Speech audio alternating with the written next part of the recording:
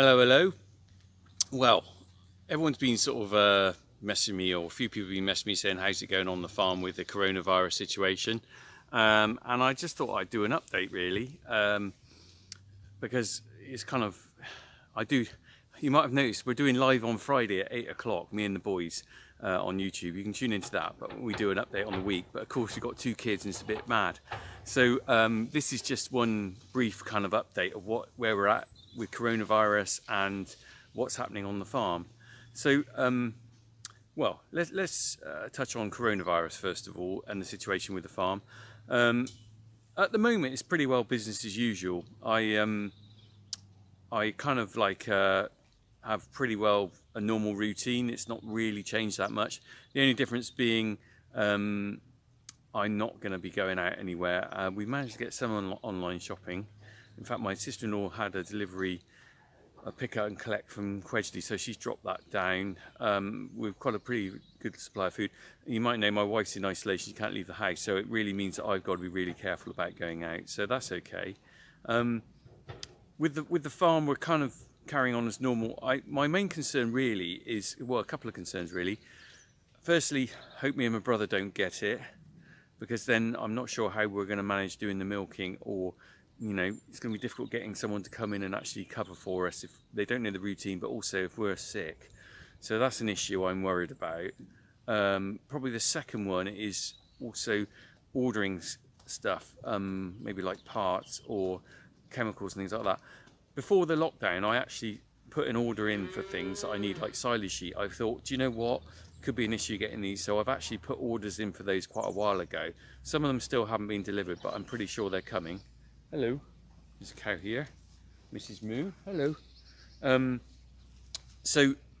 But going forward, the thing is, and this is going to be the same with every aspect of industry or life, if everyone's locked down at home, no one's going to work to make things.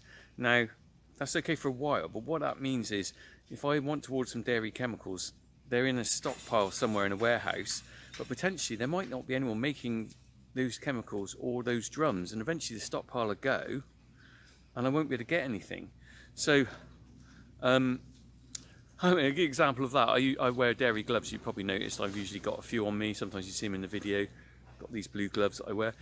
Ordered those before lockdown. They've not come. I spoke to the supplier and he said everything's been taken by the NHS, or what do you want to do? And I was just like, do you know what? The NHS has got to come first, doesn't it really? Don't matter if my hands get dirty. You've got to think of people out there. So yeah, so supplies are kind of like the main issue probably, but I think because we're farming and everything that's going forward. Talking about the farm, the cows are still in. Ideally I'd like to have them out, but because we were late putting the fertiliser on because of so much rain, the grass is late really. I mean, it's really sunny now. In fact, it's quite weird actually. We've gone from one extreme to the other. We've gone from horrendous weather really in the winter, and so too wet to do anything, to, do you know what, we could do with a drop of rain now to wash that fertiliser in.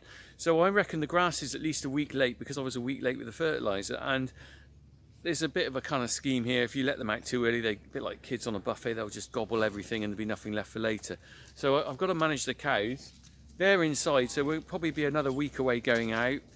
We've been feeding round bales all winter. I remember you said, I said I was worried about buying, about whether the silage would last. We actually have got a fair amount of clamp silage left. We're down to not many round bales left. So what we're going to do is we'll start putting silage out in the ring feeders for the cattle for this week coming, hoping to get them out next week. A big relief for all of us really if they go out, and they'll produce more milk. On that note, actually on the milk side of things, we can count. So, do you know what? We are so lucky. It's just life's a random lottery. We're so lucky. We're supplying Muller.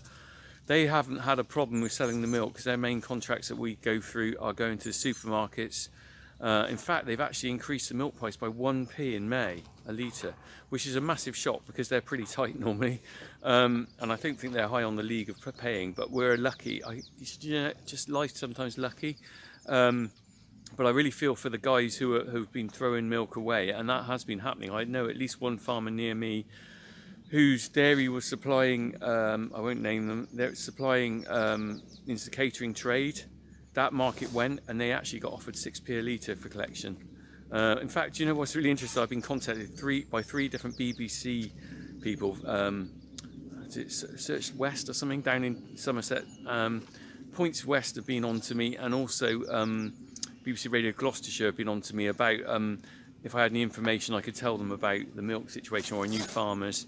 Very different, and they want one reporter wanted to come and film, because they're struggling. They're really struggling in the media to get reporters out there and do stories. They wanted to film some cows in the background on this farm, but I said, I'm sorry, you can't come. Try and find a field somewhere, because the reality is I can't let anyone extra on this farm. It's too risky from my wife and family point of view. So yeah, so that's a sad story for some dairy farmers, and it seems to be a two-tier thing all the way through, really. I think with this, for everyone, not just farming, for everyone. Some people will be okay with this, some people are really struggling, and my heart does go out to those people, really. From a family point of view, do you know what? Absolutely cracking having the kids with me. Really loving it on the farm. So they're missing out on their education at school, but I think they're picking up some stuff from me, hopefully. We got a little routine going now. Jack is actually coming out and feeding the calves in the morning. He does that every morning at 8 o'clock, gives a bit of milk to the couple we got in pens, beds down a couple of calves, goes to the dry cows, forks up their feed, make sure they've got enough, and that's his little chore for the morning, and then I get him to come and do bits and pieces.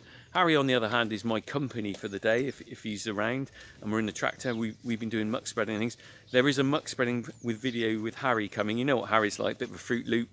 You can always get a good comment or quote out of Harry. He will be in a video shortly, maybe tomorrow, muck spreading with Harry.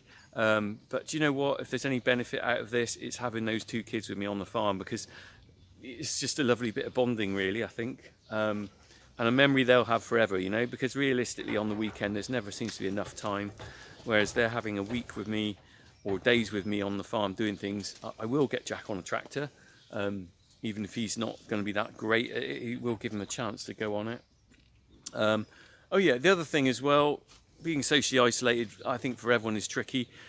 I have just been picking up the phone and phoning people and doing the voice, and also doing video rather than just phone calls. And you know what? That's absolutely brilliant. I found it's really therapeutic. I've been phoning some people I haven't spoken to for quite a while, and you know what? I think we've all got to do that. I think it's all time for us to reach out to people we haven't contacted with a while. Nice little story, side story. You might have seen I did that little bit for Points West the other day about food supply. Randomly, so my mother got a phone call from someone she went to teacher training for. I think that must have been in the 60s. She hadn't spoken to this lady since the 1970s, but she'd communicated through playing sort of Christmas cards and stuff. This lady saw me on the BBC and thought, you know what, I'll ring up my mum. So she phoned my mum and spoke to her for the first time since the 1970s, just because of that little random thing of me being on the news. So good things come out of bad things, I think, and I'm hoping we're all going to stay positive. So I just sort of that's a brief update of where we're at. I'm going to say tune in on Friday. I'm going to do another one of my photo competitions on Friday. Do you know where I get people to send photos in? I'll announce it on Friday. We're going to do another montage with pictures from people. There will be a specific task on that. I hope you will watch on Friday at 8 o'clock. For me and the boys, a bit of madness, a bit of fun. Let's just stay happy. And I will hope to bring you the cows going out video fairly soon.